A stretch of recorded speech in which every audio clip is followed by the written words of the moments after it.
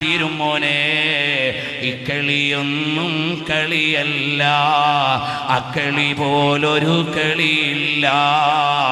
മരണം എന്നൊരു കളിയുണ്ട്, അക്കളി പിന്നെ കളിയില്ല.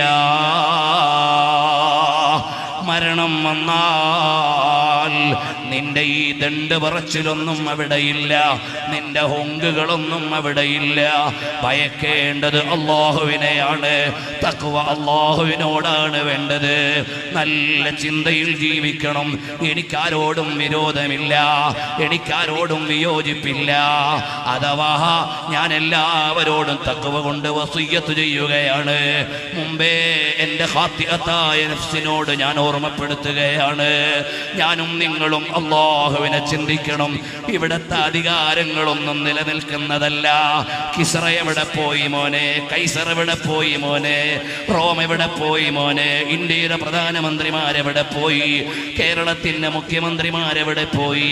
എല്ലാം മരിച്ചു കഴിഞ്ഞാൽ അവരെ കുറിച്ച് ആവശ്യമില്ല, വിവരമില്ല.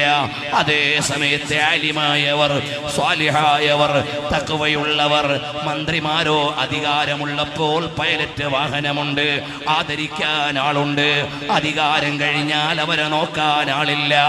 ആലിമീങ്ങളോ ഇവിടെ ഏത് കക്ഷി ഭരിച്ചാലും അവരെ ആദരിക്കാൻ ആളുണ്ട്, അവരെ സ്നേഹിക്കാൻ ആളുണ്ട്, അവരെ സ്വീകരിക്കാൻ ആളുണ്ട്. ഇവിടെ ആരാണ് ബുദ്ധിമാൻ? ആലോചിക്കണേ സഹോദരന്മാരെ. മമ്പുറം തങ്ങൾ വഫാത്തായിട്ട് നൂറ്റാണ്ടുകൾ കഴിഞ്ഞില്ലേ, ഇപ്പോഴും ആദരവുണ്ട്, ഓർമ്മയുണ്ട്, സ്മരണയുണ്ട്, ആണ്ടുനേർച്ചയുണ്ട്. എല്ലാ ആഴ്ചയും ദിവസവും അവിടെ ആയിരക്കണക്കിന് ആളുകൾ വരുന്നുണ്ട്. അതുപോലെ ഈ കേരളത്തിലെ ഒരു ഭൗതിക ഭരണാധികാരിക്കും കിട്ടിയിട്ടില്ല, ഇനിയൊട്ട് കിട്ടാനും പോകും.